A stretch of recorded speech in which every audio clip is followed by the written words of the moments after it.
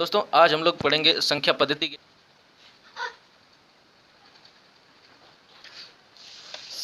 संख्या पद्धति में सबसे पहले आता है विभिन्न तरह की संख्याओं को जानना और किस कौन सी संख्या कहाँ से शुरू होती है ये सब जानना। तो हम लोग पहले वही जानेंगे कि संख्याएं कितने तरह की होती हैं।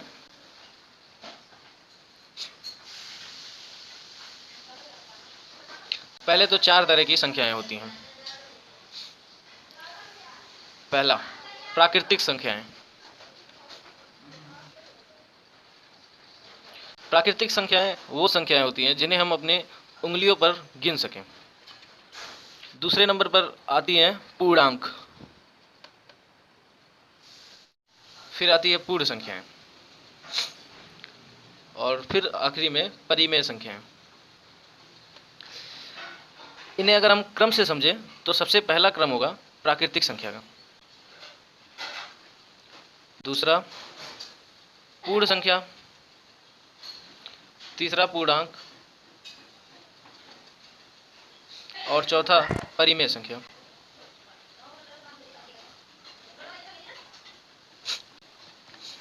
अब हम ये जानते हैं किस किस ग्रुप में मतलब कौन कौन से संख्याएं आती हैं।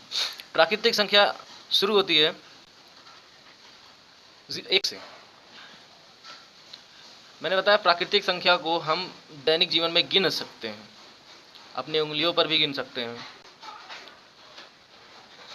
इस तरह चलता जाता है, 1 से शुरू होता है प्राकृतिक संख्या। फिर पूर्ण संख्याएं 0 से स्टार्ट होता है।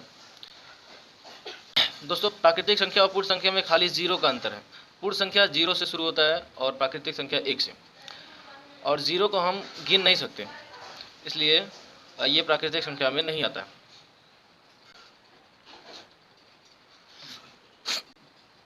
फिर आता है पूर्णांक।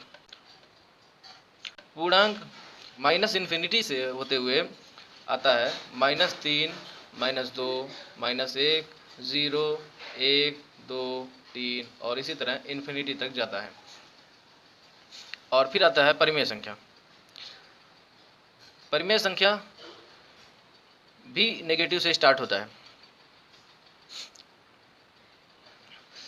-3/2, -1, 0, 1/2, 1, 3/2 से इन्फिनिटी। परिमेय संख्याओं का एक परिभाषा यह भी है कि इन्हें p/q के फॉर्म में लिखा जाता है, और जहां q 0 नहीं हो सकता। और परिमेय संख्या भी ऋणात्मक हो सकती हैं, धनात्मक हो सकती हैं, 0 भी हो सकती हैं। अब अगर हम एक और तरीके से समझें तो कह सकते हैं कि हर प्राकृतिक संख्याएं, पूर्ण संख्याएं और पूर्णांक परिमेय संख्या होती है। एक परिमेय संख्या होती है और हर प्राकृतिक संख्या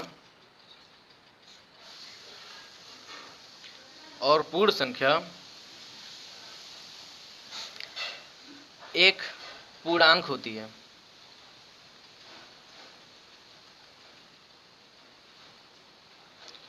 और हर प्राकृतिक संख्या एक पूर्ण संख्या होती है।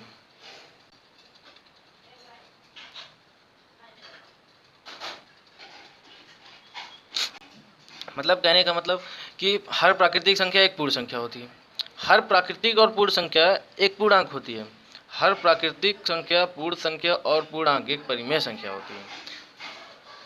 लेकिन इसका उल्टा नहीं सही है कि मतलब हर परिमेय संख्या पूर्णांक हो जरूरी नहीं, हर पूर्णांक पूर्ण संख्या हो जरूरी नहीं। जैसे अब -3/2 ये परिमेय संख्या है लेकिन पूर्णांक नहीं है, लेकिन -3 जो है पूर्णांक है और परिमेय संख्या भी है। क्योंकि -3 को हम लिख सकते हैं, -3 को -3/1, यानी ये p/q के फॉर्म में हो गया। और p/q के फॉर्म में जब हो गया तो ये क्या हो गया, परिमेय संख्या हो गया। और इसी तरह पूर्ण संख्या जो है 0 से स्टार्ट होता है, पूर्णांक नेगेटिव से स्टार्ट होता है। 0 एक पूर्णांक है लेकिन -2 एक पूर्ण संख्या नहीं है। इसलिए हर पूर्ण संख्या एक पूर्णांक है, लेकिन हर पूर्णांक एक पूर्ण संख्या हो ज़रूरी नहीं। फिर इसी तरह प्राकृतिक संख्या में देखते हैं। प्राकृतिक हर एक जो है प्राकृतिक संख्या भी है और पूर्ण संख्या भी है, लेकिन 0 खाली पूर्ण है, ये प्राकृतिक संख्या नहीं है। अब इसको हम और अच्छे भाषा में समझें तो हम कह सकते हैं, अगर हम ग्राफ के द्वारा, वेन डायग्राम के द्वारा समझें तो या हम कह सकते हैं, ये अगर हम प्राकृतिक संख्या का गोला बनाएं तो इसके ऊपर पूर्ण संख्या, प्राकृतिक संख्या पूर्ण संख्या वाले गोले में समा जाएगा। फिर पूर्ण संख्या जो है पूर्णांक वाले गोले में समा जाएगा। फिर पूर्णांक जो है परिमेय संख्या वाले गोले में समा जाएगा।